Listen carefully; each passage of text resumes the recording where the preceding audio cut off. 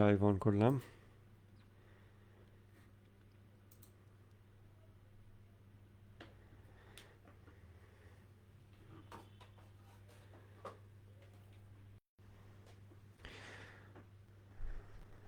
বিসমিল্লাহির রহমানির রহিম। আসসালামু আলাইকুম।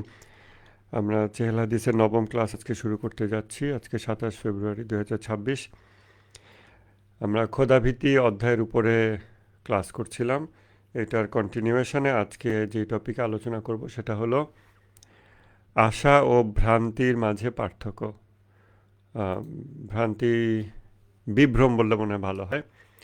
আশা ও বিভ্রমের মাঝে পার্থক্য, এটা নিয়ে আমরা আলোচনা করব। তো এটা আলোচনাটা কোথা থেকে আসছে? এটা আলোচনা প্রিভিয়াস ক্লাস থেকে এসেছে, যেখানে আমরা ভয় এবং আশা এই দুটো নিয়ে কথা বলেছিলাম, এবং হাদিসটা ছিল, হাদিসটা একটু বের করে নেই।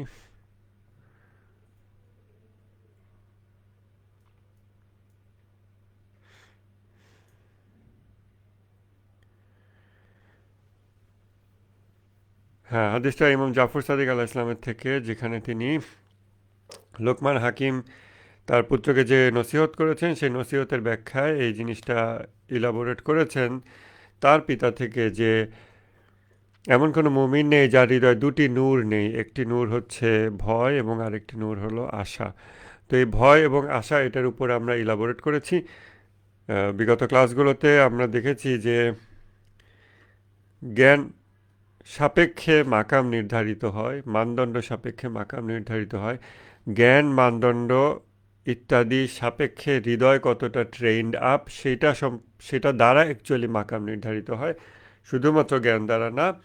তো এই যে ব্যক্তি যেই মাকামে অবস্থান করে সেই মাকামে তার মাত্রা বেশ কম হয় আর কি। তো কতটা সে আশাবাদী আল্লাহর দয়ার ব্যাপারে, কতটা সে হতাশ, সেটাও এই মাকাম অনুযায়ী নির্ধারণ হয়। ফেসবুক লাইভটা একটু কেউ চেক দিয়ে জানান যে অডিও ঠিক আছে কিনা। জি, দেখেছিলাম মাত্র, অডিও ঠিক আচ্ছা আছে। আচ্ছা, জি শুক্রিয়া। তো এই জিনিসগুলো মাথায় রেখে ওইটার কনটেক্সটে আমরা আজকে আর একটু অগ্রসর হব। গত ক্লাসে আমরা আলাপ করেছিলাম যে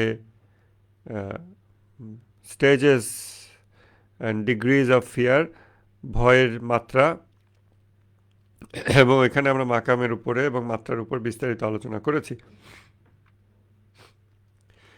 গত ক্লাসে রিক্যাপ করলে, দুনিয়ার লোভে দুনিয়া থেকে বিরত থাকা, এই বাক্যটা আমরা বিস্তারিত দেখেছি। এবং আরেকজন আল্লাহর অলির একটা বাক্য, সেটা হলো যে সবাই পরিণতি নিয়ে ভীত, আমি তো যাত্রার শুরুতেই আতঙ্কিত, এই কথাটা। এবং ওই যে আরেকটা হাদিস, রাসূল সাল্লাল্লাহু আলাইহি ওয়াসাল্লামের হাদিস, যে হে আল্লাহ, আমরা তোমার সেভাবে ইবাদত করিনি যেভাবে ইবাদত করা উচিত, বা তুমি যেভাবে ইবাদত পাওয়ার হকদার, এবং তোমাকে আমরা সেভাবে জানি নাই যেভাবে তুমি পরিচিতি পাবার হকদার। প্রত্যেকের জ্ঞান অনুযায়ী তার আশা এর মাকাম এবং মাত্রা। সাধারণ মানুষ আশা এবং ভয় উভয়েরই মাকাম এবং মাত্রা হয়। সাধারণ মানুষ শাস্তির বিষয়টাকে প্রায়োরিটাইজ করে, সাধারণ মানুষ আমরা হয়তো শাস্তির বিষয়টাই প্রায়োরিটাইজ করি। আরেকটু উপরের স্তরের মানুষ, তারা হয়তো আল্লাহর রাগের বিষয়টাকে তারা মেজর কনসার্ন হিসেবে দেখে, এবং আরও উপরে মানুষ তারা হিজাবের ভয় করে, যে আল্লাহকে তারা যদি না পায়, আল্লাহ নিজেকে আবৃত করে নিচ্ছেন এমন কিছুকে তারা ভয় করে।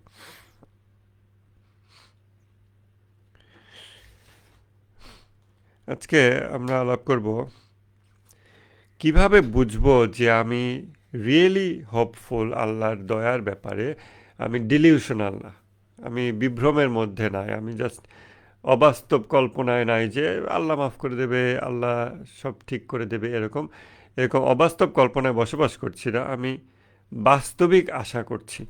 এটা কিভাবে বুঝবো?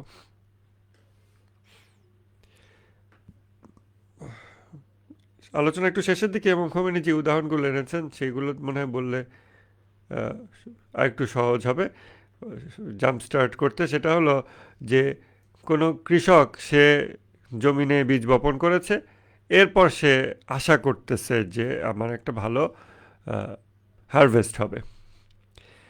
এখন এর মধ্যে অনেক সূক্ষ্ম বিষয় আছে, অনেক রকমের মানে ফসল সে ঘরে তুলতে পারে বা ফসল কতটা সাকসেসফুল হবে, এটার অনেক সূক্ষ্ম সূক্ষ্ম বিষয় আছে। কিন্তু সে বীজ বপন করেছে, এরপর সে আশা করতেছে। আবার কেউ হয়তো বীজ বপন করে নাই, কিন্তু সে আশা করতেছে। আবার যারা বীজ বপন করেছে তাদের মধ্যে অনেক রকমের আছে। বীজ বপন করেছে, পানি দেয় নাই, পানি দিয়েছে, সার দেয় নাই, অথবা একদিন পানি দিয়েছে আরেকদিন দেয় নাই। আমরা অনেক উপমা এভাবে আনতে পারি। এই সবগুলো উপমায় আমরা এমন না যে উপমার বিস্তারিততে ঢুকে যাচ্ছি, বরং রিয়েলিটিকে আমরা উপমা দিয়ে প্রেজেন্ট করার চেষ্টা করছি।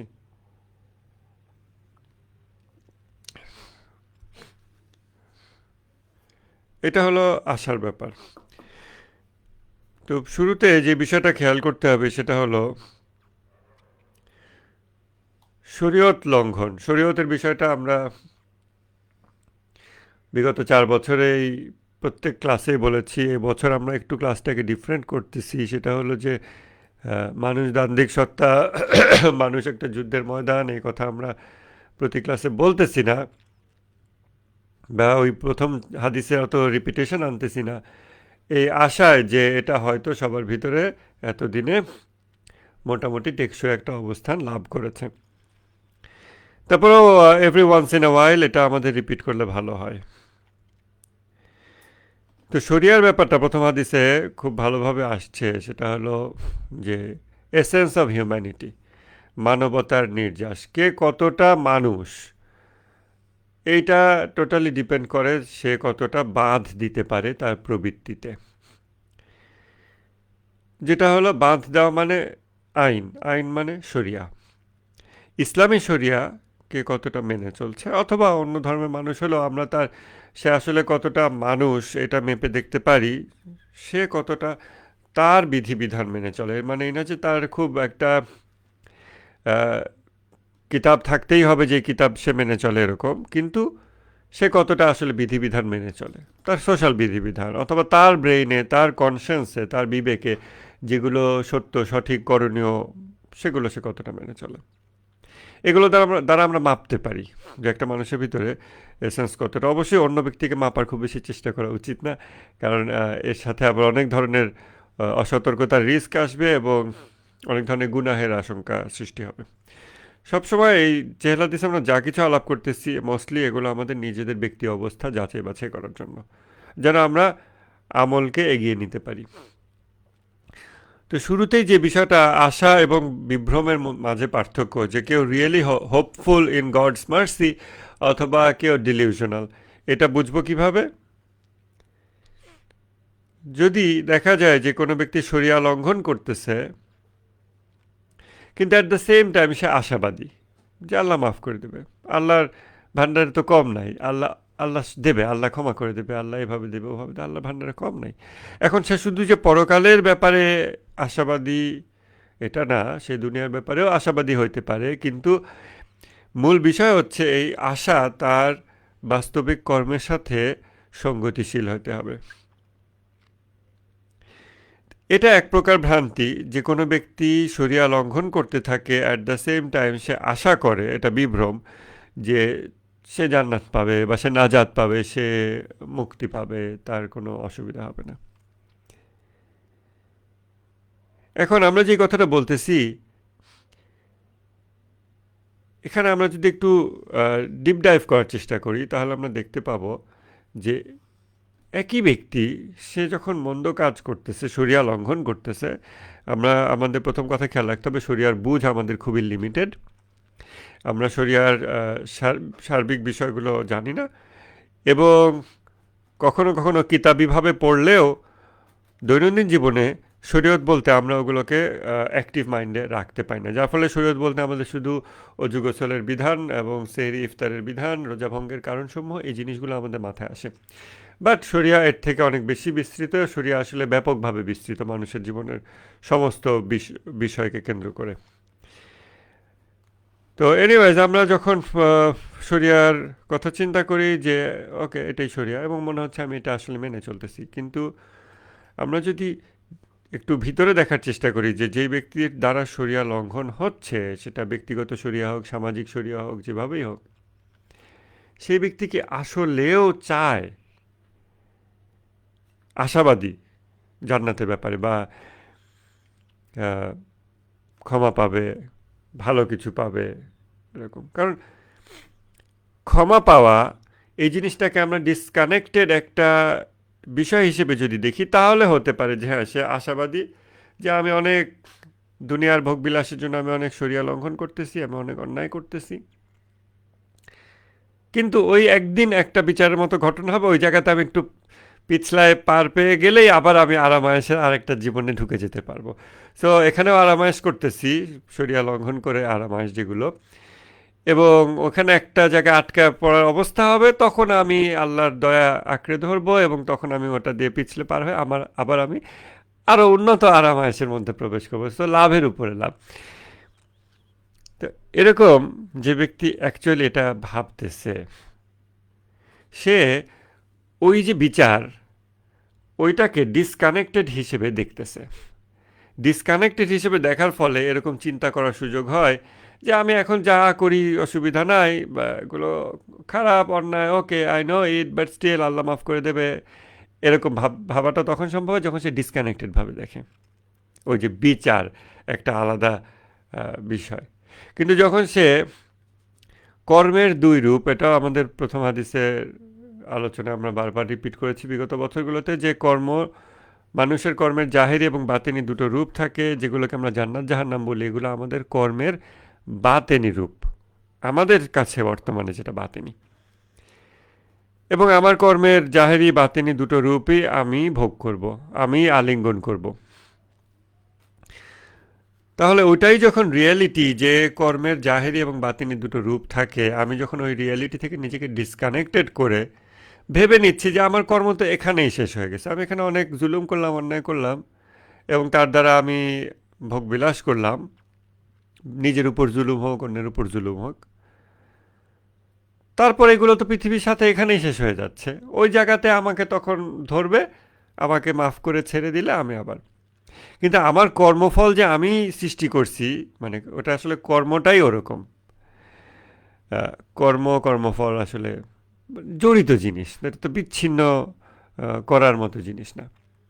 তো ওই রিয়েলিটি যখন কেউ দেখতেছে না, তখন সে অটোমেটিক্যালি ডিলিউশনের ভিতরে ঢুকে যাচ্ছে, বিভ্রমের ভিতরে ঢুকে যাচ্ছে, এবং তখন সে, আমরা যেটাকে কর্মের ফল বলি, সেটাকে আমরা কর্ম থেকে হিসেবে ডিসকানেক্টেডভাবে ফিল করি, বাট এটা যে অবিচ্ছিন্নভাবে জড়িত কর্মের সাথে ফল, এটা কর্মেরই অংশ, এটা ভুলে গেলে তখন তার পক্ষে এরকমভাবে ভাবনা করা সম্ভব হয় যে কর্ম যা করছি তো করছি, এইটার ফল হিসেবে ওভাবে দেওয়া হবে, এটা তো আবার চেঞ্জ করারও সুযোগ আছে, মাফ করে দেওয়ারও সুযোগ আছে, তখন এরকম ভাবার সুযোগ হয়। তো কর্মের দুই রূপ, জাহেরি এবং বাতেনি, আমরা যাকে জান্নাত জাহান্নাম বলি, এটা যে আমাদের এই জগতের কর্ম এবং চিন্তা, এইগুলোরই বাতেনি রূপ, এই জিনিসটাকে যদি, এই রিয়েলিটিকে যদি আমরা ক্লিয়ারলি মাথায় রাখতে পারি, তাহলে আমাদের দ্বারা অনেক সীমা লঙ্ঘন কম হবে। তো ডিলিউশন আসলে কি? ডিলিউশন হচ্ছে রিয়েলিটি থেকে বের হয়ে যাওয়া। রিয়েলিটি একটা জিনিস, সে অন্য কিছু ভেবে নিতেছে, ডিলিউশনাল, বিভ্রমের ভিতরে আছে। তো শরিয়া যখন কোনো ব্যক্তি কন্টিনিউয়াস লঙ্ঘন করছে, এবং সে যদি বলে হ্যাঁ আমি আশা করি, যদি আমাদের কাছে নাও বলে কিন্তু মনে মনে সে আশাও করে যে সে মাফ পাবে, তাহলে আসলে ইভেন সে আশা করে কিনা, নাকি ওইটা আসলে আশা না, ওইটা তার বিভ্রম, ওটা জাস্ট তার একটা অবাস্তব কল্পনা। ফেসবুকে রিসেন্টলি কিছু লেখা ভেসে বেড়াচ্ছে, দেখছেন কিনা কি জানো, in sometimes I fantasize that Tarek Rahman comes, এরকম যে কয়েকটা নাম বসা দেয়, পুরো স্টোরিটা একই থাকে, দেখছেন না কি যেন লেখা থাকে এরকম, মানে একটা টেমপ্লেটের মতো, যে কখনো কখনো আমি ফ্যান্টাসাইজ করি যে সে আসছে, তার সাথে আমার মারামারি হচ্ছে, প্রেম ভালোবাসা হচ্ছে, মানে স্বামী স্ত্রীর একটা ডাইনামিক্সে একটা স্টোরি, ওর মধ্যে সবাই পলিটিক্যাল পিপলদের নাম দিয়ে এটা পোস্ট করতেছে। তো ওই যে সামটাইমস আই ফ্যান্টাসাইজ, ওটা কিন্তু রিয়েল না, ওটা সম্ভব না, কিন্তু সে কল্পনায় ভাবে যে এরকম প্রেম হবে বা এরকম হবে, মারামারি হবে, আবার ভালোবাসা হবে, এ ধরনের কিছু। তো এটা আসলে বাস্তব থেকে ডিসকানেক্টেড। এখন এই বাস্তব থেকে ডিসকানেক্টেড এই লেখাটা যে লিখতেছে যে আই ফ্যান্টাসাইজ, এই টেমপ্লেটটা যে তৈরি করছে, আমি এটা নিয়ে বেশ ভাবছি যে ভালোই, যে সে পুরো বিষয়টাকেই ফ্যান্টাসি হিসেবে শুরুতেই স্বীকার করে নিচ্ছে যে সামটাইমস আই ফ্যান্টাসাইজ। এটা সম্ভব না, এটা অবাস্তব, এটা আমি কল্পনায় ভেবে একটু আনন্দ পাই। তো যখন কেউ আশা করে আল্লাহর দয়া, আহ, রহমত এবং করুণা, ক্ষমা, এসব কিছুতে সে আশা করে, তখন কি সে আসলে ফ্যান্টাসিতে বসবাস করতেছে? ইভেন এই আশাটা সে কেন করে? যদি আল্লাহর শাস্তি, বিচার, এই বিষয়গুলো তার কাছে রিয়েল হইতো, তাহলে সে এটার বিপরীত জীবনযাপনরত অবস্থায় কিভাবে ওটার আবার আশা করে? সেটা কি অ্যাকচুয়ালি আশা, না এটা জাস্ট একটা কল্পনা? এটা খুব সূক্ষ্মাতি সূক্ষ্ম বিষয়কে আমরা মানে সার্জারি করতেছি, করে পার্থক্য বের করার চেষ্টা করতেছি, যে একটার সাথে একটা লেগে আছে, আমরা বের করে সেপারেট করার চেষ্টা করতেছি। এটা একরকম ভ্রান্তি। প্রথম, যে সে শরিয়া বিপরীত জীবনযাপন করছে, কম বেশি যেই মাত্রাই হোক, কিন্তু সে ওইটা আশা করছে। ওই আশাটা অ্যাকচুয়ালি তার ফ্যান্টাসি জগতে, সে ডিলিউশনাল ওই ব্যাপারে, এবং এটার ভিত্তিতে মেবি সে রিয়েলিটিটাই জানে না, অথবা সে নিজেকে এমনভাবেই আহ, মিথ্যা কনভিন্স করে ফেলেছে যে সে রিয়েলিটিকে ডিস্টর্ট করে বিলিভ করানো শুরু করেছে যে এটা রিয়েলিটি। এটাকে সাইকোলজিতে বিভিন্ন রকম রোগ হিসেবে বলবে, বাট এগুলো আত্মিক রোগ।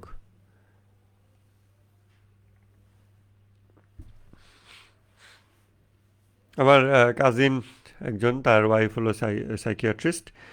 তো একদিন আমাদের বাসায় আসছিল আমার আরেক কাজিন, তাকে দেখানোর জন্য নিয়ে আসা হলো। তো সে সব কিছু দেখলো, দেখে টেকে এখন আমি আমার ওই কাজিনকে ইনিশিয়াল কনসালটেন্সি করছি, তার বিভিন্ন বিষয়ে কথাবার্তা বলে আমি আমার মতো নোট নিছি। নিয়ে পরে আমার কাজিনের যে ওয়াইফ, সে ভাবি, উনি দেখলেন।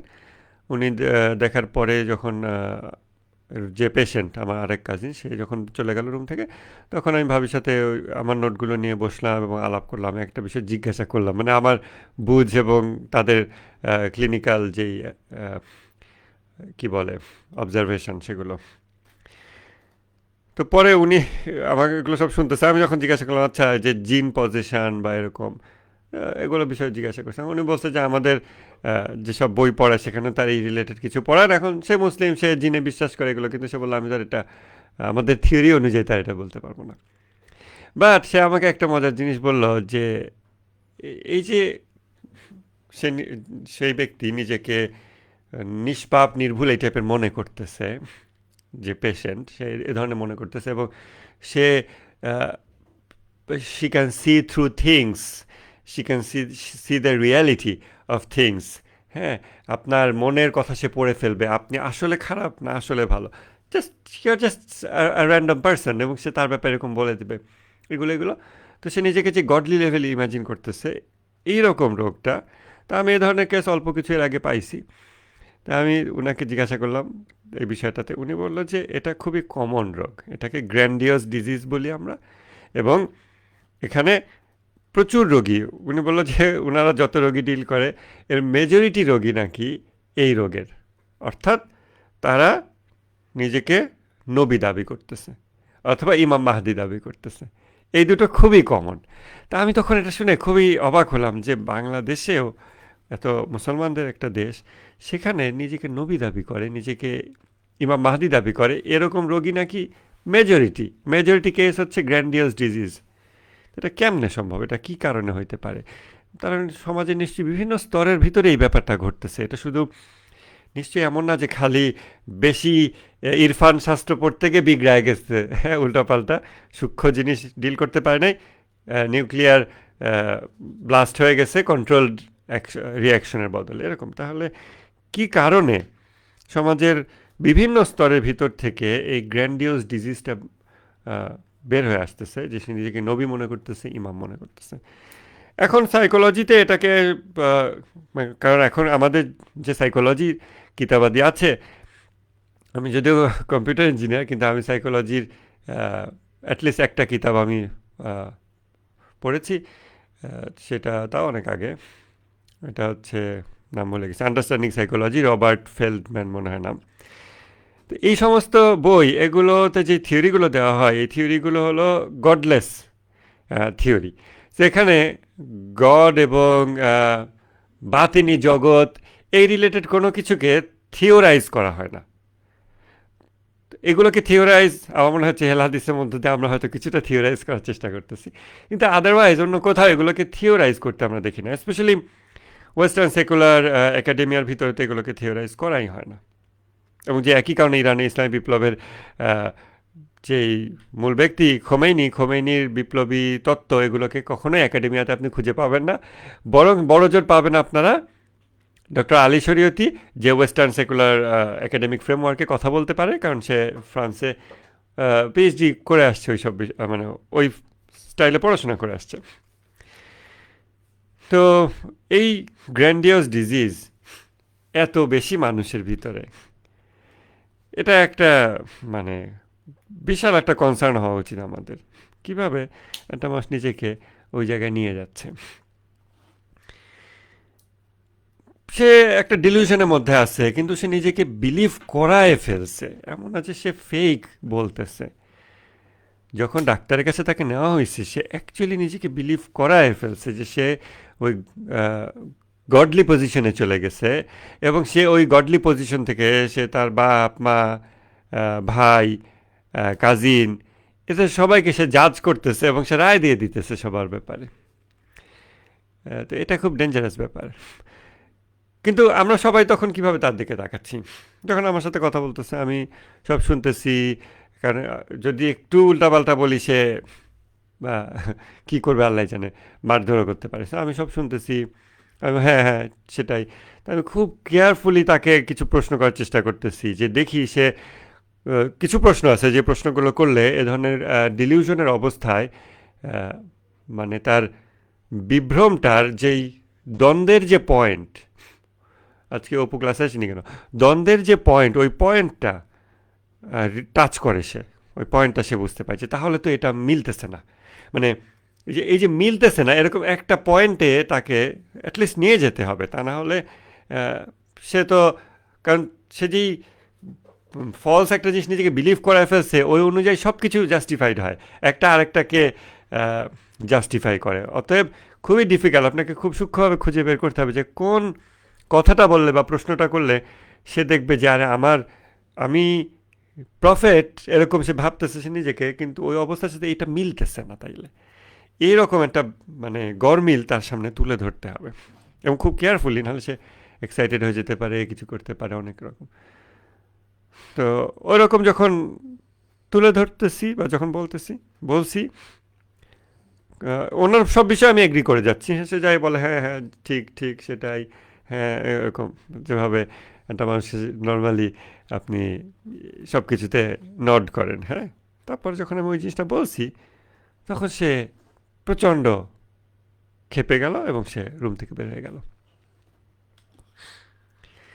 তো ডিলিউশন যখন, আল্লাহ মাফ করুন, আমাদের কারো জন্য ধর্মীয় বিষয়ে ধরনের কোনো ডিলিউশন না হয় কখনো, কারণ আমরা জানি না যে আমরা কখনো এরকম পরিস্থিতিতে যাব কি না, এবং ঠিক কোন কোন ব্যাকগ্রাউন্ডের কারণে একটা মানুষ এই দুরবস্থায় পতিত হয়, এগুলো আমাদের চিন্তা করে দেখা উচিত। সমাজের বিভিন্ন স্তরে মানুষের ভিতর থেকে এই গ্র্যান্ডিয়াস ডিজিজ যখন হয়, চিন্তা করে দেখা উচিত। এনিওয়েজ, আমরা বিভ্রম নিয়ে বলতেছিলাম যে শরিয়া লঙ্ঘন করছে একটা মানুষ, এবং সে আশা করছে, এই আশাটাকে আমরা ডিলিউশন বলতেছি, বিভ্রম বলতেছি, এবং এটা সারফেস লেভেলে। অ্যাকচুয়ালি তার নফসের জিহাদের যে পরিস্থিতি, মানুষ একটা যুদ্ধের ময়দান, ওই যুদ্ধের ময়দানে সে পরাজিত হতে চায়, সে আল্লাহ বিমুখী কামালতের দিকে অগ্রসরমান। অতএব যখন সে জান্নাতের আশা, আল্লাহর ক্ষমার আশা, এই কথাগুলো বলে, এটা জাস্ট সারফেস লেভেল একটা ওয়ার্ড, এটা কিন্তু তার যুদ্ধের ময়দানের রিয়েলিটিকে রিপ্রেজেন্ট করে না, বা এই কথাটা তার যুদ্ধের ময়দানের সার্বিক রিয়ালিটি থেকে উৎসরিত হয়নি, বরং এটা হতেও পারে একটা ছলনা, যেটা আত্মপ্রতারণার এত গভীর স্তর যেটা সে এমনকি নিজেও বুঝতেছে না এটা পসিবল। এটা হলো প্রথম বিভ্রমের প্রথম একটা লেভেল বা একটা টাইপ বা একটা ক্যাটেগরি বা মাকাম, এরকম আমরা বলতে পারি। দ্বিতীয় ক্যাটেগরি, যেটা হয়তো আমরা নিজেদের ক্ষেত্রে বেশি রিলেট করতে পারবো, সেটা হচ্ছে আল্লাহর আদেশ নিষেধ মেনে চলে এবং আশা করে সে আল্লাহর ক্ষমা পাবে। এটা হলো দ্বিতীয় ক্যাটেগরি। এই ক্যাটেগরির মধ্যেও ইমাম খোমেনি বলতেছেন যে এই ক্যাটেগরির লোকেরাও ডিলিউশনাল যদি তারা নিজেদের আমলের দিকে তাকায় এবং আশা করে যে আমার এই আমলের বদৌলতে আমি ক্ষমা পাবো, এই আমলের বদৌলতে আমি জান্নাত পেতেও পারি। এত বছর নামাজ পড়েছি, বুদ্ধি হওয়ার পর থেকে নামাজ পড়েছি, বা রোজা মিস দেইনি, অথবা কিছু কিছু ভালো কাজ করছি, কিছু ইসলামিক বই পড়ছি, প্রতি বছর 10টি ইসলামিক বইমেলায় গেলে ছবি তুলে পোস্ট দিয়ে যে এতগুলি বই কিনে আনলাম, গরিব হয়ে গেলাম, এগুলো। তো এগুলো দিয়ে নানাভাবে নিজেকে বোকা বানানো যায়। এখন এটা আমাদের অবস্থা মনে খুব সহজে হয়, কারণ আদেশ নিষেধ মেনে চলতেছে, সে আশা করতেছে যে আমার তো আমলে কিছু তো অন্তত আছে। আমি একটা ও আমি একজন একটা অফিসে গেছিলাম কয়েকদিন আগে। তো সেখানে অনেক আইনজীবী বসে আছে, বিভিন্ন আহ, মানে সমস্যার সমাধান প্রত্যাশী লোকজন এসেছে, ক্লায়েন্টরা এসেছে, এবং সেইখানে এক লোক, বেশ বয়স হয়েছে, মেহেদি দেওয়া দাড়িতে, মাথায় টুপি পরা। তো উনি ওই জমি সংক্রান্ত ঝামেলায় আসছে, বোঝা গেছেন, বুঝতে তো পারতেছেন কোন বয়স এবং কোন বয়সে জমি সংক্রান্ত ঝামেলায় মানুষ আসে এবং সেটা কিভাবে আসে। আপনার নিশ্চয়ই কম বেশি এগুলো নিজের পরিবারে হোক, আশপাশের পরিবারে হোক, কম বেশি দেখেছেন। তো সে তার সব সমস্যা বলতেছে, তার কেস অনগোয়িং কেস, এটা নিয়ে সে বলতেছে। তারপরে লাস্টে সে একটা কথা বলতেছে, সেটা আমার মনে আছে। সে বলতেছে যে আমি যদি জীবনে একটা সেজদাও দিয়ে থাকি, লোকটা খুব অমায়িক চেহারার, বয়স্ক মানুষ, এবং সে খুব মানে সিনসিয়ারলি কথা বলতেছে, কোনো ইগোয়েস্টিক হবে না, কিন্তু কথাটা সফটলি হইলেও কথাটা, বাক্যটা, মূল বিষয়টা এটাই। উনি বলতেছিলেন যে আমি যদি জীবনে একটা সেজদাও দিয়ে থাকি, তাহলে আল্লাহ আমাকে এইটা থেকে উদ্ধার করবে, বা আমাকে এই জমি পাওয়াই দেবে, এই ধরনের একটা কথা, বা ওর শাস্তি দেবে যে তাকে ঝামেলায় ফেলছে, যে কারণে সে এখানে আহ, এই লয়ারের দ্বারস্থ হয়েছে। তো ওই এই বয়সে একটা মানুষ জীবনে অনেক আমল করেছে, নামাজ রোজা করেছে, পাঞ্জাবি পরা, দাড়ি সাদা হয়ে গেছে, সব সাদা হয়ে গেছে, মেহেদি দেওয়া, মাথায় টুপি, সেই মানুষটা এভাবে যখন বলতেছে যে আমি যদি জীবনে একটা সেজদাও দিয়ে থাকি তাহলে এইটা, দেখেন আশা করতেছে কিসের উপরে? যে আমার সিনসিয়ারলি তো অনেক নামাজই সিনসিয়ারলি পড়ছি, বাট ওগুলো যদি সবগুলো বাদও দেওয়া হয় সিনসিয়ারিটির মানদণ্ডে, অ্যাটলিস্ট একটা সেজদা তো গোটা জীবন থেকে আল্লাহ নেবে। আর যদি একটা সেজদা আল্লাহ নেয়, ওইটার বদৌলতে আমি এই দুনিয়া চাই, ন্যায় বিচারই চাই, ইসলাম সম্মতই চাই, বাট ওইটার বদৌলতে আমি আশা করি ন্যায় বিচার, ভালো কিছু পাওয়া, ভালো কিছু চাওয়া। ন্যায় বিচার কার গুণ? এটা তো মুমকিনুল ওজুদের গুণ না, এটা তো ওয়াজিবুল ওজুদের গুণ, এটা তো আল্লাহর গুণ। এই জিনিসটা আমি পাওয়ার আশা করতেছি আমার একটা সেজদার বিনিময়ে, মানে আমি পাবো, আমি হকদার হয়েছি, বা এটার বিনিময়ে আমি কিনতে পাবো, এটা বিনিময়যোগ্য। কোন ক্যালকুলেশনে একটা মানুষ এই বয়সে উপনীত হয়েছে এবং সেই কথা বলে যে আমি যদি জীবনে একটা সেজদাও দিয়ে থাকি তাহলে আল্লাহ আমাকে এটা দেবে, তাহলে এটা আমি জিতবই, তাহলে মামলা জিতবই, বা তাহলে এটা হবেই।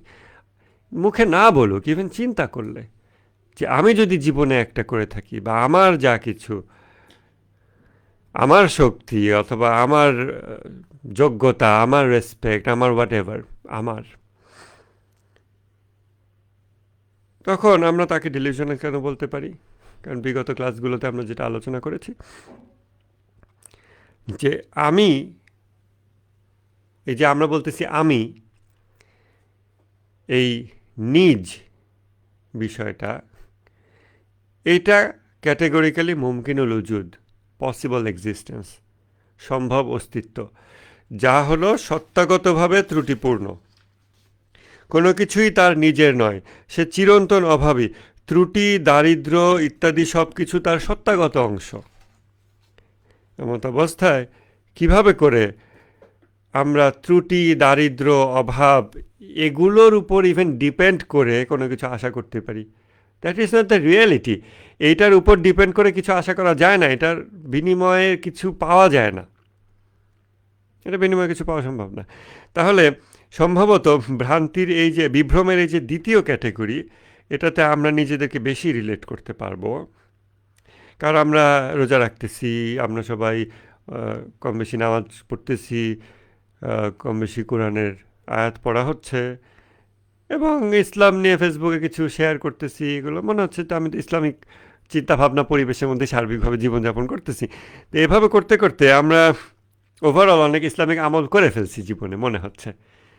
এখন এই আমলের যদি হিসাব আমরা নিজেরা করি, প্রথম কথা হিসাব করি, দ্বিতীয় কথা আমরা যদি এটার উপর কোনোভাবে ডিপেন্ড করি, ওই যে ওই লোকটার মতো জীবনের শেষ বয়সে উপনীত হয়েছে এবং সে বলতেছে আমি যদি জীবনে একটা সেজদাও দিয়ে থাকি,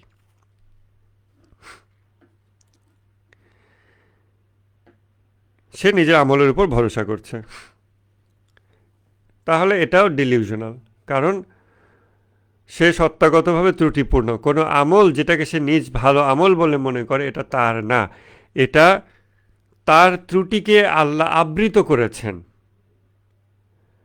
আমার ত্রুটিকে আল্লাহ একটি সেজদা দ্বারা আবৃত করেছেন, আল্লাহ করেছেন, তার ইচ্ছা, তার ক্রিয়েটিভ উইল, সেইটার বদৌলতে আমি আবার আল্লাহর কাছ থেকে কিছু চাচ্ছি, আশা করতেছি, মানে আল্লাহর জিনিস নিয়ে আল্লাহর কাছ থেকে কিনতেছি, আবার বিনিময় করতেছি বা দাবি করতেছি যে জিনিস তার, ইভেন সেটা যে তিনি আমাকে দিয়ে দিয়েছেন এরকমও না, তিনি একটি গল্প রচনা করেছেন, তিনি আমাকে দিয়ে একটি সেজদা দেওয়ালেন, তিনি আপনাকে দিয়ে, আমাকে দিয়ে, আমাদেরকে দিয়ে সেজদা দেওয়ালেন, তিনি আপনাকে, আমাকে, আমাদেরকে রোজা রাখালেন। এভাবে তিনি, আমরা সত্তাগতভাবে ত্রুটিপূর্ণ, আমাদের ত্রুটিকে তিনি আবৃত করে দিচ্ছেন। এগুলোর বদৌলতে আমরা আবার তার কাছ থেকে আরেকটা জিনিস নিয়ে আসবো, এটা বলতেছি, সেটা কিভাবে সম্ভব? তাহলে এটা তো রিয়েলিটি না, যেটা আমরা বিগত ক্লাসে আলাপ করেছি। কিন্তু এটাকে যদি সামহাও আমরা রিয়েলিটি মনে করি এবং আশা করি, নামাজি লোকদের আশা, সাদকা করে এরকম লোকদের আশা, রোজাদারদের আশা, আলহাজ অমুকের আশা, শেষ বয়সে আলহাজ হলাম, অনেকে আবার বলে শেষ বয়সে আলহাজ না হয় ইয়াং বয়সে হজ করা বেটার, অবশ্যই বেটার, বাট আপনি আমরা কেউ যদি ইয়াং বয়সে হজ করিও, সেটা আল্লাহ আমাদের একটি ত্রুটি আবৃত করলেন, আমাদেরকে দিয়ে হজ করালেন, আমাদেরকে জিয়ারতে নিলেন, এটা আল্লাহ একটা গল্প রচনা করছেন, এখানে আমার কি? কিন্তু এখানে আমি যেমন মনে করতেছি এটা আমি করেছি, আমার টাকা সম্পদ অর্জন হয়েছে, এটা দ্বারা এখন আমি মানে ইসলামিক ধর্মীয় সম্পদ, এই নামাজ রোজা, এগুলোর বিনিময়ে আমি এখন আবার সামথিং এলস পাবো। সেটা কি? ক্ষমা আশা করব বিচার দিনে, সাফায়াত আশা করব, নবীর সাফায়াত। কেন? আমি নবীর পক্ষে অনেক কাজ করছি, মাওলা আলীর সাফায়াত আশা করব। কেন? আমি আলী অনেক ফেসবুকে লিখছি বা প্রচার করছি বা 2-4টা মানুষকে আলীর অনুসারী বানিয়েছি, এরকম এরকম কতভাবে মানুষ এরকম ডিলিউশনাল হইতে পারে, পসিবল এগুলো। কিন্তু এই প্রতিটা ভালো কাজ যখন আমাদের জীবনে ঘটে, ওই সময়গুলোতে আমরা যদি প্রতিটা ভালো কাজকে এভাবে দেখতাম যে ওয়াও, আল্লাহ কি সুন্দর একটা গল্প রচনা করছেন, সেটা আমার হাত দিয়ে হোক, আরেকজনের হাত দিয়ে হোক, সেম বিউটিফুল স্টোরি, সেটা কার হাত দিয়ে হয়েছে সেগুলো আমাদের কনসার্ন হবে না। আমরা বিউটিফুল স্টোরিটার যেই মানে এটা যে সৌন্দর্য, এটাতে আমরা মুগ্ধ হইতে পারি। আমরা যদি এভাবে করে করে আমাদের জীবনে যত ভালো ঘটনা ঘটেছে এগুলোকে দেখতাম, তাহলে হয়তো আমরা ডিলিউশনাল হতাম না। কিন্তু এই বিভ্রমের দ্বিতীয় ক্যাটেগরি, যে আল্লাহর আদেশ নিষেধ মেনে চলে, আমল করে, আমলে সালেহ করে, এবং সে নিজ আমলের উপর ভরসা করে। কিসের? আশা করে। এই আমলের ভিত্তিতে আশা করে। এটা হলো বিভ্রমের দ্বিতীয় ক্যাটেগরি। এটা আমাদের জন্য অত্যন্ত গুরুত্বপূর্ণ। এরপর প্রকৃত আশার কথা বলা হচ্ছে, যে প্রকৃত আশাবাদী সে নিজ আমলের উপর ভরসা করে না, সে নিজেকে সত্তাগতভাবে ত্রুটিপূর্ণ দেখে। এই অবস্থায় সে আল্লাহর ভান্ডারের দিকে তাকায়, আল্লাহকে সত্তাগতভাবে একচ্ছত্র দয়ার অধিকারী হিসেবে সে দেখে।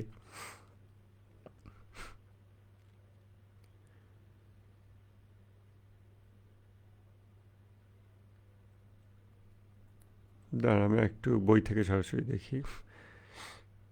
এবং এই সংক্রান্ত কোরআনে অনেকগুলো আয়াত ইমাম খুমেনি এখানে এনেছেন,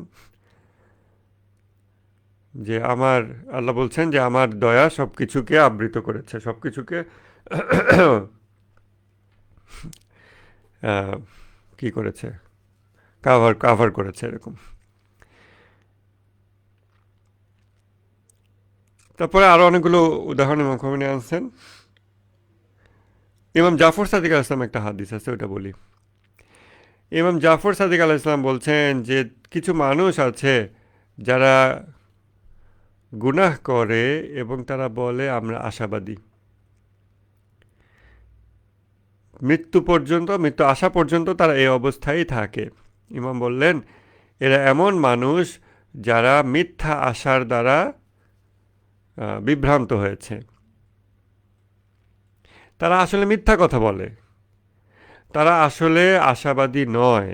কেননা এখানে সূত্র বলা হয়েছে, যেই সূত্রগুলো আমাদের সবসময় শিখতে হবে, মুখস্থ রাখতে হবে।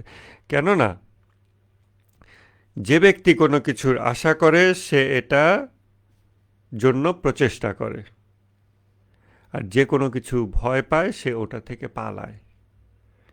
তো এই যে যার আশা আমি করছি তার আমি প্রচেষ্টা করছি, আর যার ভয় আমি করছি তা থেকে আমি পালাচ্ছি। তা আমার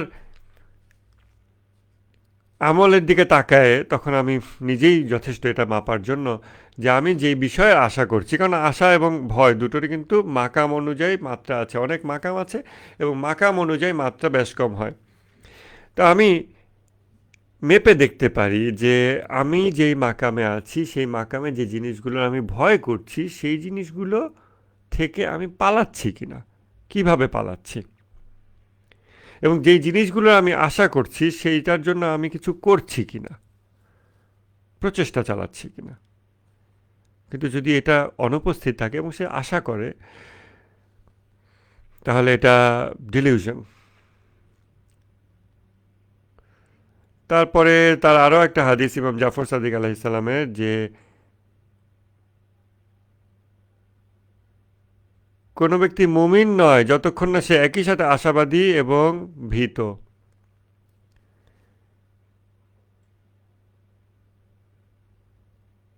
এবং ততক্ষণ সে প্রকৃত আশাবাদী এবং ভীত নয় যতক্ষণ না তার আমল আশা এবং ভয় দ্বারা পরিচালিত হয়।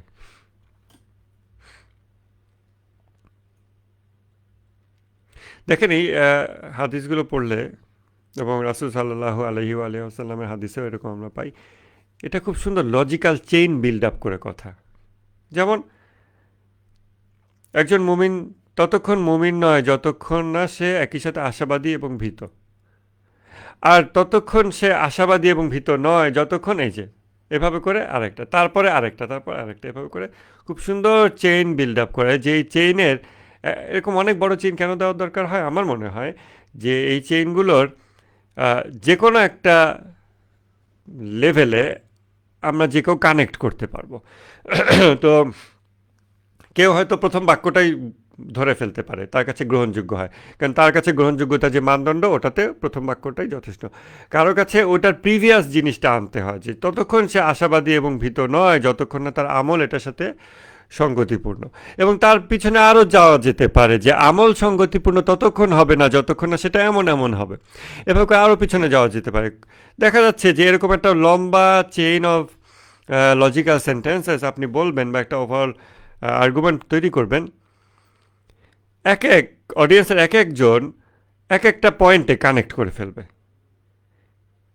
ফাইনাল কনক্লুশনে সবাই চলে আসবে।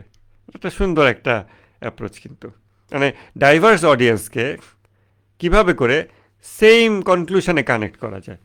আপনি অনেকগুলো জিনিস দেবেন কানেক্টেড সুন্দরভাবে, এবং এক এক অডিয়েন্স এক একটা পয়েন্টকে ধরতে পারবে, তার কাছে ওটা গ্রহণযোগ্য হবে, ওইটা গ্রহণযোগ্য হলে পরেরটা গ্রহণযোগ্য হয়, তারপরটা গ্রহণযোগ্য হয়।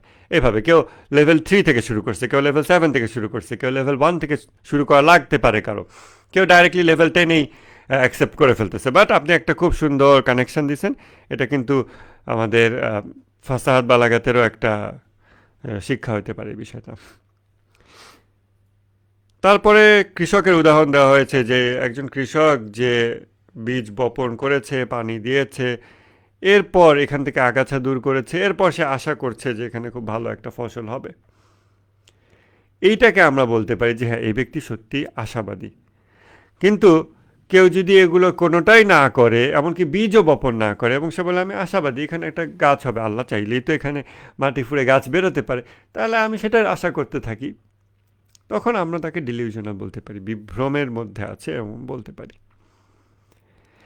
অথবা আরও একটা উদাহরণ দেওয়া যেতে পারে।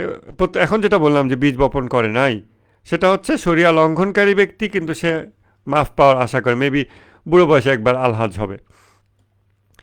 কিন্তু আমাদের অবস্থাটা বেশি রিলেটেবল ওই যে আমল করে, আমলের উপর ভরসা করে ওদের, এবং সেটার উপমা হতে পারে যে বীজ বপন করেছে কিন্তু লবণাক্ত জমিতে, ওখানে সারও দিচ্ছে না, পানিও দিচ্ছে না, আগাছাও নিড়ানি দিচ্ছে না, আবার জমিনটাও লবণাক্ত। জমিন লবণাক্ত কিভাবে হয়েছে? জমিনে কিছু পুষ্টি আছে, কিছু উপকার আছে, কিন্তু একই সাথে কিছু বিষও আছে। অনুর্বর, অথবা এমন পরিবেশ যেখানে ভালো ফসল জন্মায় না। কেন? পাপ দ্বারা সেটা কন্টামিনেটেড হয়ে গেছে। এই জন্য গুনাহমুক্ত জমিনে আমলে সালেহ করতে হবে। অনেক অনেক আমল করে লাভ নাই, অল্প আমলে সালেহ কিন্তু গুনাহমুক্ত জমিন, এটা জরুরি বেশি।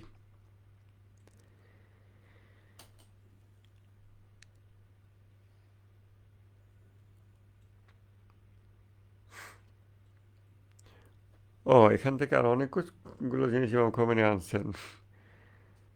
যখন ইবাদতকারী ব্যক্তি সে নিজের হৃদয়কে সমস্ত নৈতিক দোষ থেকে মুক্ত করবে, এবং এই জমিনে লবণাক্ততা সে দূর করবে, এরপর সে ওখানে আমলে সালেহ এর বীজ বপন করবে এবং তাতে পানি দেবে,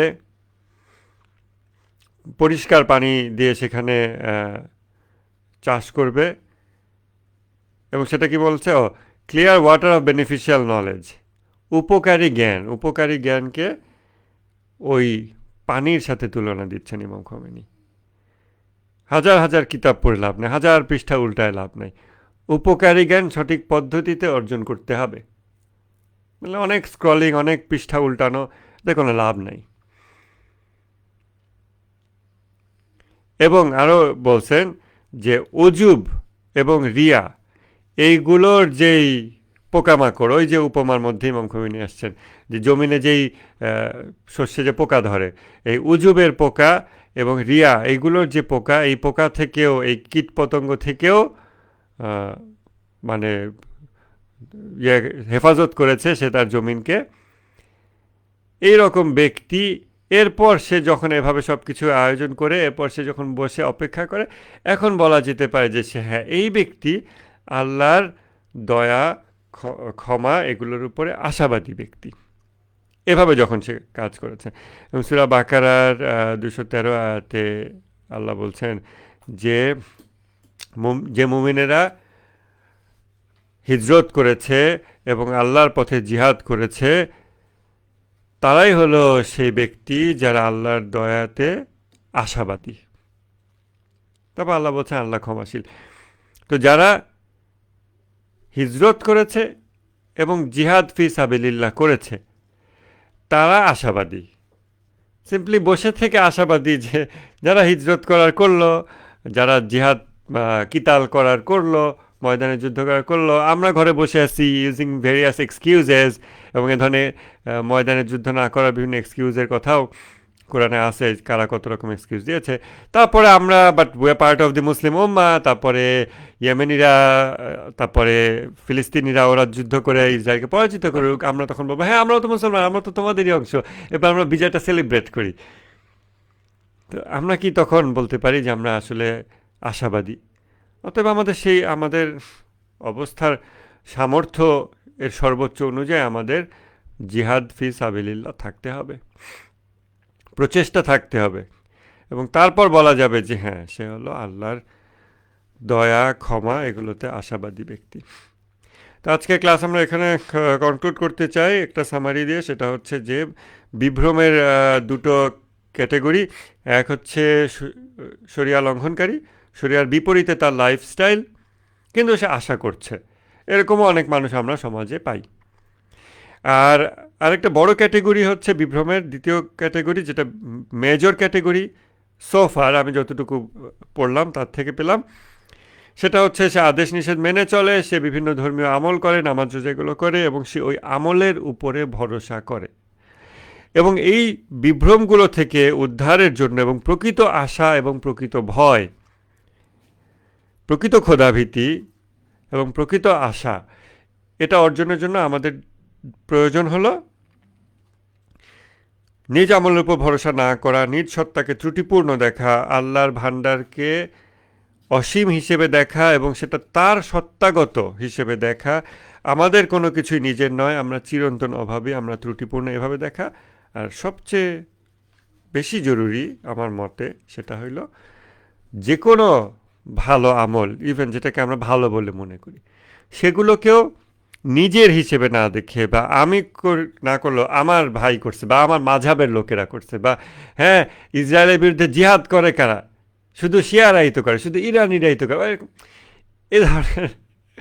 আমার এই একজন আমেরিকান একজনের সাথে কথা হচ্ছিল, সে প্রো প্যালেস্টিনিয়ান।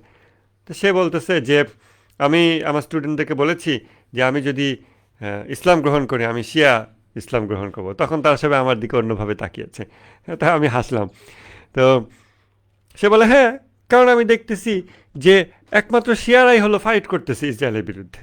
হ্যাঁ, তো এখন এই যে দেখেন কি বড় একটা টেস্টিমনি, হ্যাঁ শিয়ারাই একমাত্র ফাইট করতেছে, হ্যাঁ অবশ্যই সুন্নিরাও ফাইট করতেছে, খ্রিস্টানরাও ফাইট করতেছে, আমরা হিজবুল্লাহতে জানি, এবং হামাস তো অনেক বড় একটা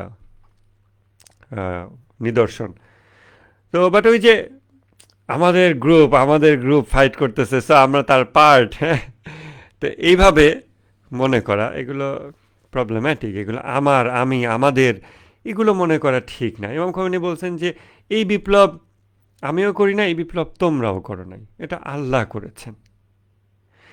এটা খুবই সহজ একটা দৃষ্টিভঙ্গি, এটা অর্জন করতে পারলে আমার মনে হয় যে আমাদের অনেক কষ্ট দূর হয়ে যাবে। এটা আল্লাহ করেছেন, আল্লাহ একটা বিপ্লব ঘটিয়েছেন, আমরা এটার সৌন্দর্যে মুগ্ধ হতে পারি। আল্লাহ তাআলা জালিমকে, ইসরায়েলকে পর্যুদস্ত করেছেন, আমরা এটাতে মুগ্ধ হইতে পারি। এই সমস্ত স্টোরিতে আমরা মুগ্ধ হইতে পারি এবং আমরা শুকরিয়া আদায় করতে পারি যে কত সুন্দর আল্লাহর পরিকল্পনা, কত সুন্দর আল্লাহর কাজ, তাই না? তো যা কিছু ভালো হবে তাকে যদি আমরা এভাবে দেখি যে আল্লাহ তাআলা আমার ত্রুটি আবৃত করে দিলেন, আল্লাহ তাআলা মুসলিম উম্মার ত্রুটি আবৃত করে দিচ্ছেন জিহাদ ফি সাবিলিল্লাহর মাধ্যমে। জালিমদের, এই যে দেখেন একজন অমুসলিম খ্রিস্টান আমেরিকান, সে পর্যন্ত মুসলিমদের উপরে, সে শিয়াদের উপরে স্পেসিফিক্যালি প্লিজড হোক বা যাই হোক, মুসলিমদের উপর প্লিজড হইতেছে। আমাদের মুসলিম উম্মারই তো অনেক ত্রুটি আছে, এই ত্রুটি তো আল্লাহ ঢেকে তার ব্যবস্থা করে দিছে, এটা আল্লাহ করতেছে। এখানে আলাদাভাবে শিয়াদের ক্রেডিট, ইরানিদের ক্রেডিট, হামাসের ক্রেডিট এইভাবে না দেখে আমরা যদি ওইভাবে দেখি যে আল্লাহ কত সুন্দর একটা গল্প রচনা করতেছে, ইটস এ বিউটিফুল স্টোরি, তাহলে এটা আরও উপরের স্তরের। মানে এই না যে তখন আমরা হামাসের প্রতি অকৃতজ্ঞ হব বা কৃতজ্ঞতা দেখাবো না, বা শিয়াদের প্রতি বা হুথিদের প্রতি, এরকম তা না। এটার সাথে ওটা মিউচুয়ালি এক্সক্লুসিভ না, ওটাও থাকতে পারে, কিন্তু অ্যাবাভ অল আমরা এই ধরনের সব কিছুকে, প্রতিটা সেজদাকে, প্রতিটা সেহরি ইফতারকে যদি এভাবে দেখি যে আল্লাহ আমার ত্রুটি আবৃত করছেন, আমাদের ত্রুটি আবৃত করে দিচ্ছেন, তাহলে আমরা এই আশা এবং ভ্রান্তি মধ্যে, মানে আশা এবং ভয়ের যেই ডিলিউশনাল লেভেল, ওই ডিলিউশনাল লেভেল থেকে আমরা মুক্ত থাকতে পারবো আশা করা যায়। তাহলে আজকের আলাপ এখানে শেষ হচ্ছে। আপনাদের কোনো প্রশ্ন আছে কিনা বা কোনো আলাপ আছে কিনা? এনিওয়েজ, ফেসবুকে কয়েকজন আছে, আমি জানি না কারা। ভাই সালাম। জি সালাম, বলেন। আমি তো হচ্ছে গত 2 ক্লাস করিনি, লাইভটা পুরোপুরি দেখতে পারি নাই। তাই আচ্ছা আজকে একটু আমার ক্লাস ধরতে একটু কষ্ট হয়েছিল। আচ্ছা। হচ্ছে আর কি। তো আজকে ক্লাসের টপিকটা কি ছিল actually? মানে টপিক বলতে গোটা ক্লাস ম- মোটামুটি করলাম। মূল হাদিস টাইটেল। খোদাভীতি 14 নং হাদিস, আচ্ছা এবং এই খোদাভীতির উপরে অনেকগুলো বিষয় ইমাম খুমেনি আলোচনা করেছেন। একটা হচ্ছে আশা এবং মানে আল্লাহর ভয় এবং আশা দুটো একসাথে থাকতে হয়, এটা লোকমান হাকিম তার পুত্রকে নসিহত করছেন, সেটা ইমাম জাফর সাদিক আলাহ ইসলাম বলছেন, সেইটার উপর ইমাম খুমেনি ব্যাখ্যা করছেন 14 নং হাদিসে। আশা এবং ভয় দুটোর মাত্রা, মাকাম এবং মাত্রা, এটা নিয়ে আমরা আগে আলাপ করেছি। এখন কোনটা প্রকৃত আশা আর কোনটা জাস্ট ফ্যান্টাসি, সেটা এখানে একটা সেকশনে ইমাম খুমেনি আলোচনা করেছেন। তারপরে দোয়া আছে কিছু, তারপরে মাত্রা, ভয়ের মাত্রা, ওই যে মাকাম এবং মাত্রা, এটা নিয়ে আমরা গত ক্লাসে আলোচনা করেছি। তো এগুলো খুব সুন্দর, নতুন বেশ কিছু কনসেপ্ট এটা আমাদের লাগবে। আশা এবং ভয়ের মাঝখানের অবস্থা, এটা নিয়ে ইমাম খুমেনি একটা সেকশন আছে। এই তো প্রিভিয়াস ক্লাস দুটো দেখে নিন, কারণ আমরা বেশ কিছু ইম্পর্ট্যান্ট থিওরি ইন্ট্রোডিউস করেছি যেটা আগের কোনো ক্লাসে করা হয় নাই। জি ইনশাআল্লাহ মিস করতে পারি। হ্যাঁ, দেখে নিন মানে ইনশাল্লাহ। তো এটা দরকার, কারণ ইভেন যদি আমরা ইন্টারন্যাশনাল রাজনীতিকেও এক্সপ্লেন করতে চাই বা ডিপেন্ড করতে চাই, তো এইগুলো কানতে হবে। যেমন সেদিন দেখলাম একজন কোশ্চেন করতেছে, মানে মানে আমেরিকান একজন কোশ্চেন করতেছে যে ইরানিরা ভয় পাচ্ছে না কেন? তো ভয় না পাওয়ার কোনো কারণ দেখ, মানে কেন ভয়, ভয় তো পাবে, তো ভয়টা কেন প্রকাশ করতেছে না ইরানি কোনো অফিসিয়ালস বা ইরানি জনগণ সাধারণ লাইফ লিড করতেছে, অথচ আমরা এখানে ভয় পেয়ে যাচ্ছি যে কি অবস্থা। তো এখন ওখানে আলোচনা ব্যাখ্যা দিচ্ছে ইরানে হয়তো গোপন অনেক অস্ত্র আছে যেগুলো আমরা জানি না, হয়তো পারমাণবিক বোমা ইরান বানায় রাখছে। কিন্তু ইরানে যে কি আছে সেটা হচ্ছে ওই রাবারের কথার মতো, ওরা আমাদেরকে এখনো চিনেনি, আগেও চিনে নেই। তাই ওরা ভুল পরিকল্পনা করেছিল, তাই ওরা ধ্বংস হয়েছে। এখনো চিনে নেই, এখনো ভুল পরিকল্পনা করতেছে এবং পরাজিতই হবে। তো এই যে ব্যাপারগুলো আর কি। হ্যাঁ, মানে আপনি চিন্তা করেন, আমার মনে হয় ইরানিদেরকে বুঝতে হলে সিআইএ, তারপরে মোসাদ, ওদের উচিত এইসব চেহেল হাদিস পড়া, খোমেনির বইগুলো পড়া, পড়ে বোঝার চেষ্টা করা, কিন্তু ওরা মনে হয় না এগুলো পড়বে বা পড়লে বুঝতে পারবে। এটা আরেকটা বড় বিষয় এবং এটাই মেজর বিষয়, যে পড়লে ওরা বুঝতে পারবে না এগুলো কি বলছে। আপনার মালিকার হতে বলছে যে হ্যাঁ হ্যাঁ ওরা মনে করে যে আমরা সহজ সরল, হ্যাঁ আমরা রাজনীতি বুঝি না, আমরা খালি এইগুলো আল্লাহর প্রমিস, আল্লাহর ওয়াদা আবার কি হ্যাঁ জিনিস, হ্যাঁ হ্যাঁ এটা ওটা ভাবে। মুসলমানরা বিশ্বাস করতে পারে তখন আল্লাহর ওয়াদা, আর ওয়াদা তার সিআইএ বা মোসাদ তো তারও এইটা সহজ সরল এইটা জিনিস। আলী রেজা পানাহিনের একটা ভিডিওতে, রিসেন্ট ভিডিওতে উনি বলতেছেন যে সূরা বাকারাতে সম্ভবত একটা আছে যে কুফর বিত তাগুত, এটা কথা বলা হয়েছে যারা তাগুতের শক্তিতে অবিশ্বাসী, অর্থাৎ আল্লাহর শক্তিতে বিশ্বাসী, তাদের কথা বলা হচ্ছে। কিন্তু আমাদের অনেক মুসলমানের অবস্থা হয়েছে যে ইমান ইমান বিত তাগুত, হ্যাঁ, মানে তাগুতের উপরে ইমান। যখন বলে যে আমেরিকার এই অস্ত্র আছে, ওই অস্ত্র আছে, না না, আরও অনেক অস্ত্র আছে, গোপন অস্ত্র আছে। হ্যাঁ, মানে আমেরিকানরা তারা যতটা না ইমানদার তাদের পাওয়ারের ব্যাপারে, আমাদের লোক আরও বেশি ইমানদার, বেশি ভরসা করে ওইটার উপরে, তাদের ইমান তাগুতের উপরে। অথচ আল্লাহ তাআলা বলতেছেন তাগুতের কোনো শক্তিই নাই, তাগুতের কোনো আমাদেরও কোনো শক্তি নেই, শক্তি হচ্ছে আল্লাহর। ওই যে সৈয়দ হাসান নাসরুল্লাহর যে ভিডিওটা আমরা গত ক্লাস না আগের ক্লাসে প্লে করেছি, যে আমাদের সংস্কৃতিতে আমরা বিশ্বাস করি সব কিছুই মহান আল্লাহ তাআলার হাতে।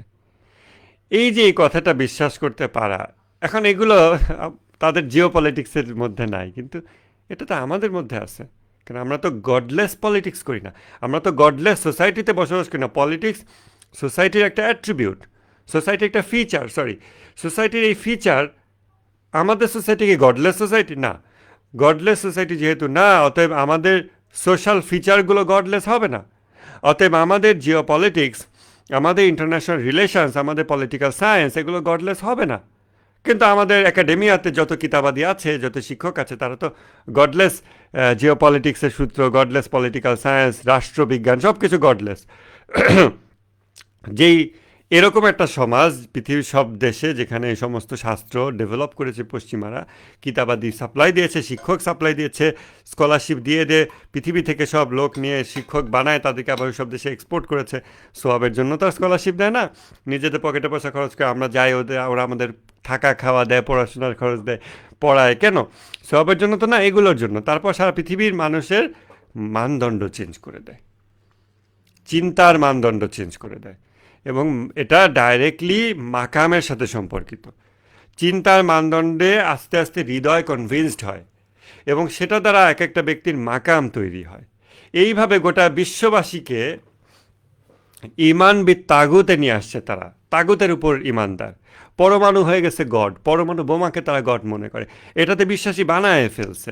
জিওপলিটিক্স, গডলেস রাষ্ট্রবিজ্ঞান, এগুলো বানায় ফেলছে, সবাইকে ওই চিন্তার মধ্যে নিয়ে আসছে। হঠাৎ এইরকম বিশ্ব ব্যবস্থা, 200 কান্ট্রি না কত কান্ট্রি সারা পৃথিবীতে আছে, এতগুলো দেশ এবং আরও অনেক বেশি জাতি এবং ভাষা, সবার মধ্যে হঠাৎ কিছু লোক, এই হুথি প্রধান, এই ইরানের খামেনি, এই অমুক তমুককে আরা বলতেছে নাসরুল্লাহ, যে সব কিছু মহান আল্লাহর হাতে, তোমাদের কোনো শক্তি নাই, সব শক্তি আল্লাহর। এই সব আল্লাহ, ইসলাম, আল্লাহর ওয়াদা, এগুলো সব এখানে কেন ঢুকাইতেছে? হ্যাঁ, তারা এটা মিলাতে পারতেছে না, এবং তারা সাকসেসফুল হচ্ছে। এবং তখন যত অ্যানালিস্ট আছে, যত সাংবাদিক আছে, যত যা আছে, based on the western academic framework, তারাও কনফিউজ, তারাও বুঝতে পারে না যে কেমনে ব্যাখ্যা করবে ইরানের এই সাফল্যকে বা এটা এগুলাকে। তো আমরা ইনশাল্লাহ আমরা সঠিক পথের উপরেই আছি, সঠিক মানদণ্ডের উপরে আছি। আমাদের মানদণ্ডগুলো আরও রিফাইন করতে থাকতে হবে। আদারওয়াইজ আমরা কিন্তু আমাদের অনেক মুসলিম ভাইদেরকে দেখতেছি, তারা মানদণ্ড নিত্য নতুন না শেখার ফলে এবং রিফাইন না করার ফলে বাংলাদেশের রাজনৈতিক প্রেক্ষাপটে তারা ভুল অবস্থান গ্রহণ করতেছে। নানান আসাবিয়াত, আন্তর্জাতিক প্রেক্ষাপটে নানান আসাবিয়াত, এই যে পাকিস্তান আফগানিস্তান সিচুয়েশনে রিসেন্টলি গতকাল, দুই পক্ষ কী পরিমাণ আসাবিয়াত করতেছে, কী পরিমাণ দলাদলি নোংরামি করতেছে, অথচ তারা বড় শত্রু শয়তানকে দেখতে পাচ্ছে না, যে বড় শয়তান দুই দেশেরই শত্রুকে দুই দেশের মধ্যে রেখে দিয়ে এবার মারামারি বাধায় দিচ্ছে, এগুলো দেখতে পাচ্ছে না। তা আমরা ইনশাল্লাহ আমাদের সঠিক পথে আছি, এবং আমাদের পলিটিক্যাল আলাপকে অবশ্যই গডলি করে তুলতে হবে, ডিভাইন করে তুলতে হবে, বেলায়েতে ফকি নিয়ে আসতে হবে, বারবার ইসলাম, আল্লাহর ওয়াদা, ইসলামী সমাজ, নববী বিধান, নববী কাঠামো, এগুলোকে বারবার নিয়ে আসতে হবে, বারবার এই কথাগুলো আনতে হবে। আলটিমেটলি এগুলো ছাড়া এক্সপ্লেন করা possible সম্ভব না, এখন আর এক্সপ্লেন করার কোনো মানদণ্ড ওদের নাই। কারণ হচ্ছে, আর ইরান যে নামটা দিচ্ছে ট্রু প্রমিস 1, ট্রু প্রমিস 2, এগুলো তো অবশ্যই ভেবে চিন্তেই নাম দিচ্ছে। হ্যাঁ, আল্লাহর ওয়াদা, হ্যাঁ, এই জিনিসগুলা এখন আমাদের অ্যানালিস্টরা বুঝুক না বুঝুক, ইসরায়েলিরা কিন্তু এই জিনিসগুলো প্রচন্ড ভয় পায়। ওরা মানে ওরা ইসরায়েলিরা তো ধার্মিক, তারা কিন্তু ধার্মিক, শয়তান কিন্তু ধার্মিক। তারা গডকে অস্বীকার করে তা না, তারা গডকে চেনে জানে বোঝে, কিন্তু আমরা অন্যায় করব, জুলুম করব, এটাই তারা সেটাই করতেছে। এসে বালের ইয়া পুরানো, মানে হ্যাঁ, যে মূর্তিটা মূর্তি, পুরানো, হ্যাঁ, হ্যাঁ, এটা কিন্তু বিশাল রকমের একটা স্ল্যাপ আর কি, মানে ইরানের পক্ষ থেকে। তাও আবার অন্যান্য বছরের তুলনায় এবার ইরানের রেভলিউশনের পক্ষে মানুষ বেশি রাস্তায় নামছে, মানে ইয়ার বিপ্লবের দিনে 10 জানুয়ারি বা 11 জানুয়ারিতে। তো এই যে ব্যাপারগুলো, এগুলো কিন্তু আসলে যে এখন আপনি এগুলো কে কেন, মানে এটা পুরাই কি লাভ হচ্ছে, এটা আপনি এখন কিভাবে বোঝাবেন একজনকে যে এই জিনিসটা করে এখন কি লাভ হচ্ছে, মরদমের কান্দে কি লাভ হয়, হ্যাঁ, এই হ্যাঁ, ব্যাপারটা হচ্ছে এরকম। মানে আমাদের প্রচেষ্টা বহুমুখী, গডলেস একটা সোসাইটিকে তাদের মানদণ্ড চেঞ্জ করে গডলি মানদণ্ডে নিয়ে আসা, এটা চারটিখানি কথা না, এটা অনেক মেহনতের ব্যাপার। আমাদের সমস্ত কথায় কর্মে, আপনি শোক মিছিল করতেছেন, এই সব কিছু যে আমাদের সোশ্যাল ব্যাপার, আমাদের পলিটিক্যাল ব্যাপার, এটা তাদের মানদণ্ড ভেঙে তাদের ব্রেনে পৌঁছাতে অনেক মেহনত করতে হবে, বাট এটা আমাদের করতেই হবে। কারণ তাদের গডলেস যেই মানদণ্ডগুলো, ফিলসফিগুলোর ভিতর কোনো সমাধান তারা পাইতেছে না, নিজেদেরকেও উদ্ধার করতে পারতেছে না। সো তাদের সাথে যে আমরা খালি তর্ক বিতর্ক করবো তা না, তাদেরকে উদ্ধার করা লাগবে। ঠিক আছে, আমরা আজকের আলাপ এখানে শেষ করি ইনশাল্লাহ। আমরা আবার কালকে এটার উপরে আরও কন্টিনিউ করতে পারবো ইনশাল্লাহ। ঠিক আছে, আজকে আলাপ শেষ করতেছি। আসসালামু আলাইকুম।